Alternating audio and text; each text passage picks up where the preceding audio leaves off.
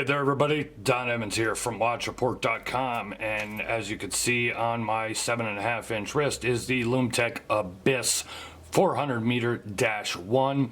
This is the 42mm version. There's also a 600-meter version, which is 48 millimeters.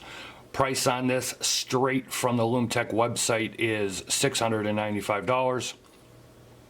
It is 42 millimeters, 13 millimeters thick, 22 millimeter lugs, sapphire crystal, of course, with double AR coating, and it is a Miyota 9015 automatic.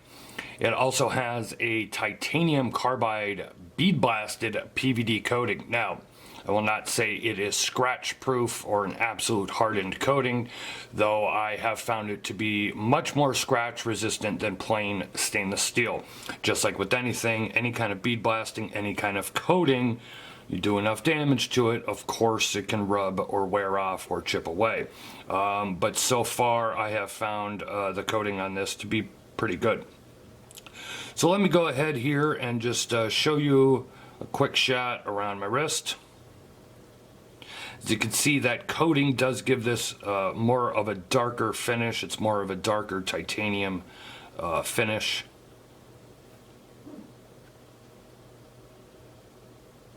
Alright, let me go ahead and take this off the wrist, and we'll continue this review and give you a better look at the Lum-tec Abyss.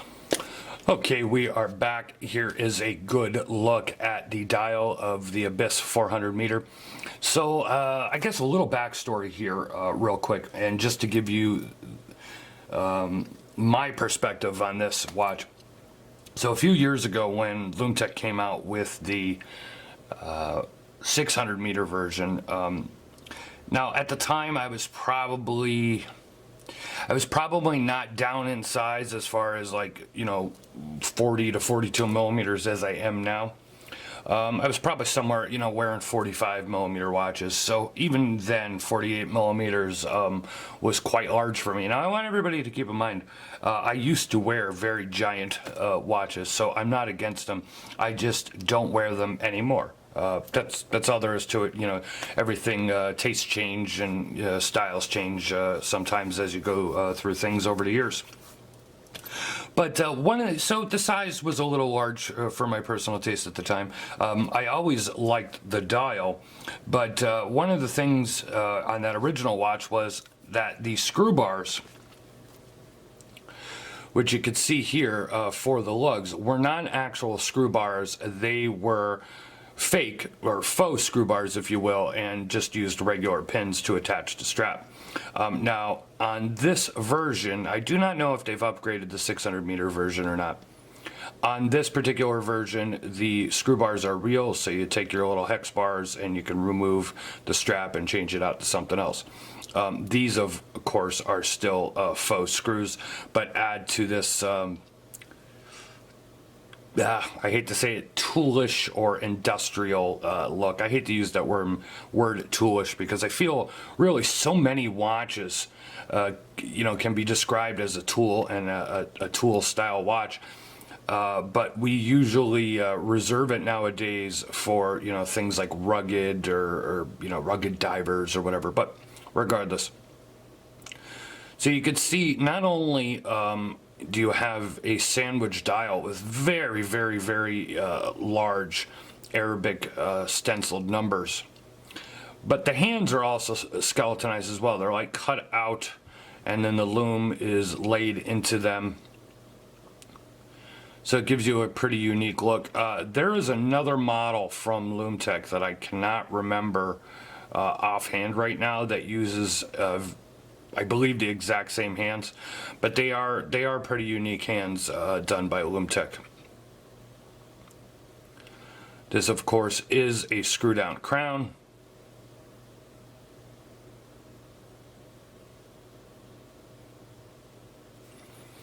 Let's take a look at the fairly simple case back, but a nice Lum-tec engraving. I don't really recall Lum-tec ever really doing you know, crazy, you know, stamped cases, you know, case backs or, you know, heavy engraving. They keep it pretty simple. But I don't think there's anything wrong with this either. It's a nice case back, and that's all it needs to be, really. I don't think a super fancy case back would have really went with the design of this watch, at least not in my opinion. People, other opinions may vary, of course. Here you can see a look at this folded top leather strap. I'm not a particular fan of this leather strap, only because I just don't like this look. It reminds me of Swiss Army watches, and I never cared for that. But Lum-tec does have a bunch of other straps available on their website, and of course you can put your own strap on it. I wish these came with the molded rubber strap that Lum-tec has, because I really do like those. It is a long leather strap as well, so it should probably fit at least an 8-inch wrist, which is something you don't always see from companies these days. A lot of times I'm getting watches in, and I'm surprised, what hole I'm in on the strap with my 7.5-inch wrist, which I consider to be, I guess, I don't know, slightly above average, but not a large wrist by any stretch of the imagination. So as I said, you do have a Miyota 9015, and for those wondering, now $700 for this watch is nowhere near the highest I have seen with a Miyota 9015. As a matter of fact, not even close. But it's not, in that $400 or $500 range, although if you're paying attention these days, you'll notice there's a lot of companies that are in that $400 or $500 range that are using Seiko NH35 and not Miyota 9015. And if it matters to you, if you're not familiar with Lum-tec before this video and review, they are assembled in the US. They're assembled in Ohio, in Lum-tec shop. They're assembled, tested, and regulated before they leave. And of course, if you're wherever you are, you want to pick up a phone and you actually call. You could actually speak to somebody, and that's one of the nice things about Lum-tec and some other brands is direct connection to the people that are actually building your watches, which is not something you can usually say from, say a brand like Breitling or whatever.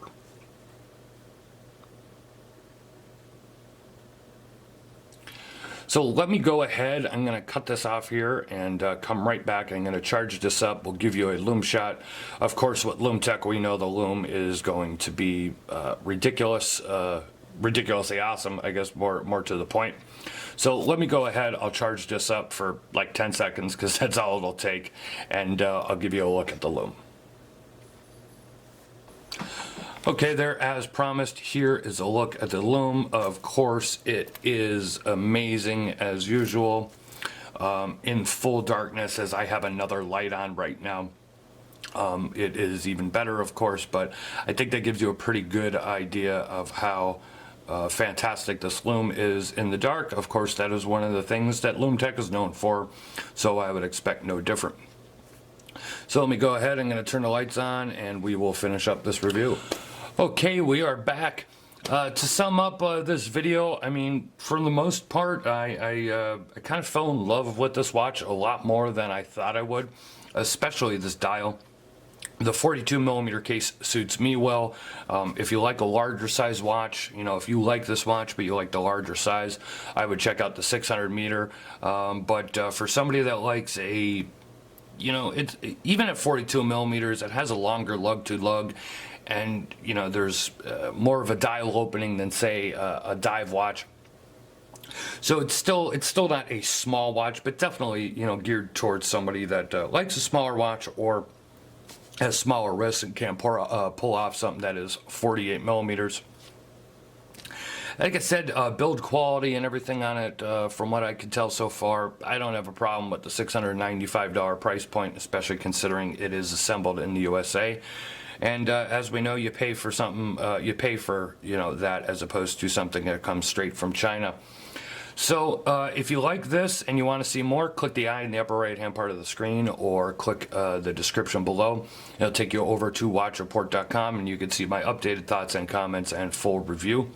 Leave a like or a comment here on YouTube. If you're not subscribed to our YouTube channel, please do so. You'll never miss another review. Share this review if you liked it. Share it with others who are watch enthusiasts such as yourself. Follow us on social media. We're on Facebook, Twitter, and Instagram.